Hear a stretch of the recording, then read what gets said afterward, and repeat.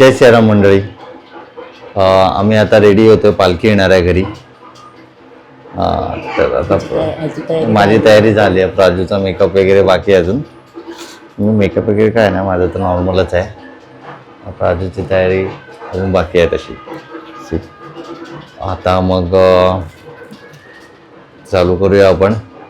आम्ही कशी रेडी झालो ते तुम्हाला दाखवतो आम्ही थोड्या वेळाने. तर अशा प्रकारे आम्ही रेडी झालेलो आहोत. तर पालखी यायला वेळ होता, त्यामुळे सर्वांनी फोटो काढून घेतलेत. बघ असे वेगवेगळे पोज देऊन फोटो काढलेले आहेत. मग नंतर आम्हाला पण वेळ मिळाला म्हणून मग आम्ही पण फोटो काढले आमचे. आम्ही 2-3च फोटो काढले, जास्त नाही फोटो काढले.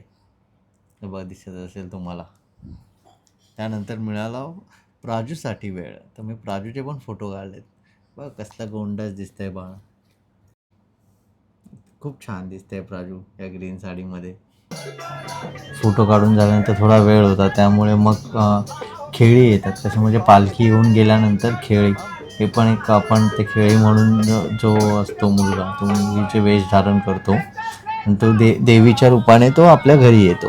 त्यामुळे त्याची आरती वगैरे करतात. ते आता तुम्हाला पुढे दिसेलच, पण ही थोडीफार आधी झलक म्हणून तुम्हाला दाखवतं. अशा प्रकारे अभंग वगैरे गायले जातात.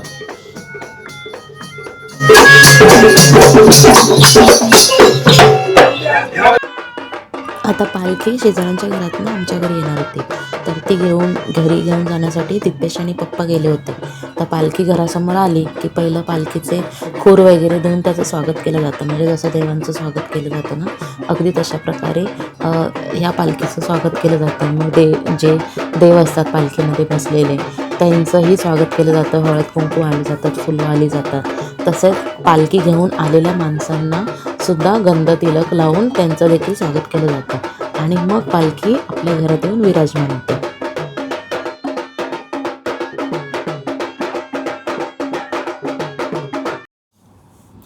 देव घरी विराजमान झाले की त्यांची पूजा केली जाते आणि ओटी देखील भरली जाते. आता मी ओटी भरली. त्याच्यानंतर अशी पद्धत आहे की माहेरवाशीणसुद्धा देवांची ओटी भरतात. तर माहेरवाशिनींसुद्धा देवांची ओटी भरली होती. आत्या आणि माई आल्या होत्या, म्हणजे दिपेशची बहीण आल्या होत्या, तर त्यांनी देखील ओटी भरली. आणि मागच्या पार्टमध्ये दिपेशने जसं सांगितलं की ज्यांच्या घरून पालखी म्हणजे येऊन जातात, देव येऊन जातात, त्यांच्या घरी खेळी येतात. तर हे आमच्या घरी देखील एक खेळी आलेले होते. तर बघा,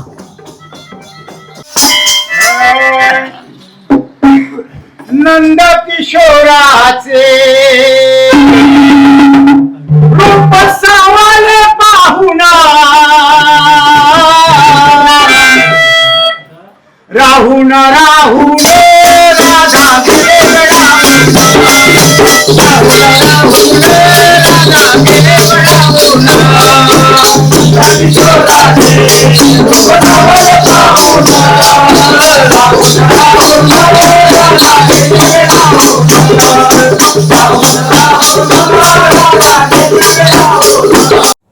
मग आमची सेल्फी राहिली होती, तर आम्ही पटकन सेल्फी काढून घेतली.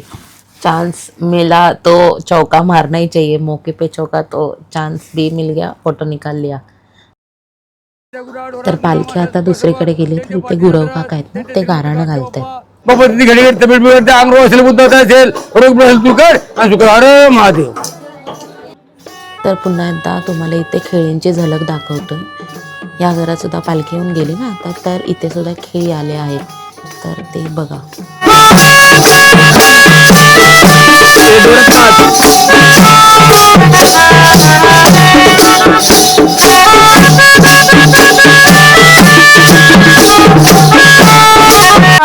राधा आली या गोडीला, येऊन बसली जोडीला.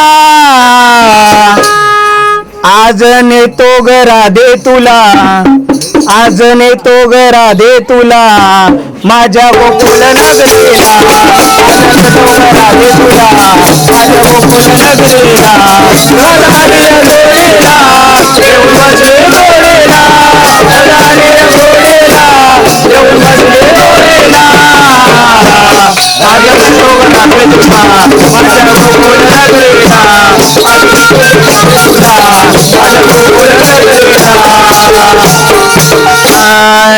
गवल्याची राधा तो नंदाचा काना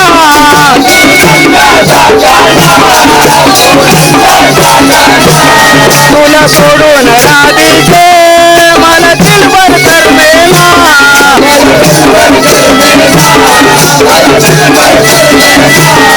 कोणी सोडणार नाही ग राधा कृष्णाच्या बोलीला कोणी सोडणार नाही ग राधा कृष्णाच्या बोलीला राजने तो गरा दे तुला आजने तो गरा दे तुला माझ्या गोकुळ नगरीला आजने तो गरा दे तुला माझ्या गोकुळ नगरीला राधा आली जोडीला येऊन बसली जोडीला जोडीला येऊन बसली जोडीला आजने तो गरा दे तुला माझ्या गोकुळ नगरीला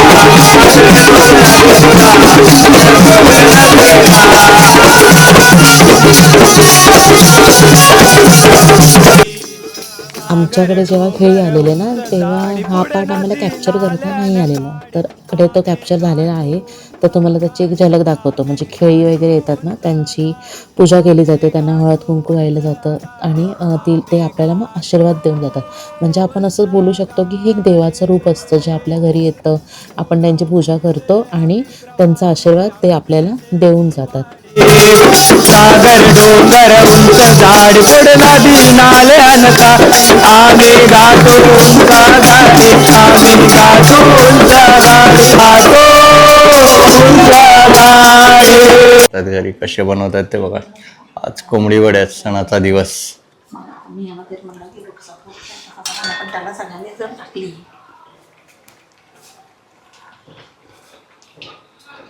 वडे असं असं असं वर्षामाई वडे बनवते. मम्मी बसले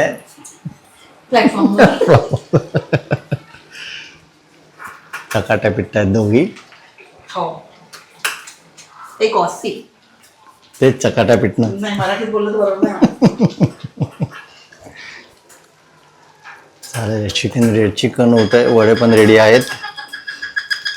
नमस्कार मंडळी, आम्ही आता पालघरला चाललोय कुलदेवतेचं दर्शन घ्यायला. ॲक्च्युली आमचं आता जाऊन बघूया. रस्ता खूप खराब आहे, अजूनही काम चालू आहे रस्त्याचं, त्यामुळे धूळ वगैरे खूप उडते, तुम्ही बघतच असाल. त्यामुळे जास्त मोबाईल नाही काढवत आहोत आम्ही, आणि गावचे रोड माहिती नसल्यामुळे आम्ही जरा आरामातच जातोय. कुलदेवतेच्या दर्शनाला आलेलो पालघरला.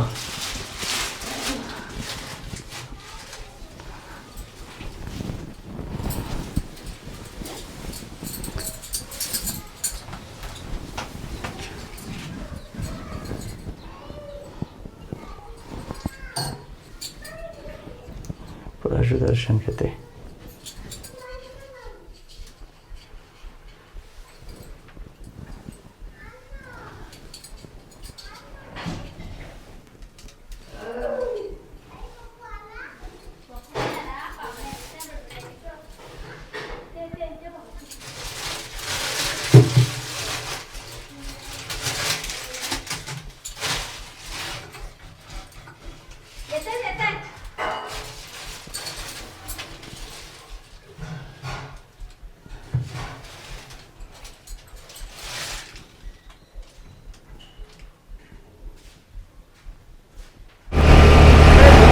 आम्ही आता निघालोय दर्शन घेऊन.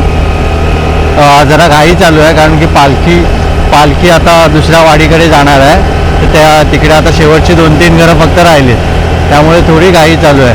आणि तुम्ही बघत असाल आता सूर्य पण अस्ताच चाललेला आहे.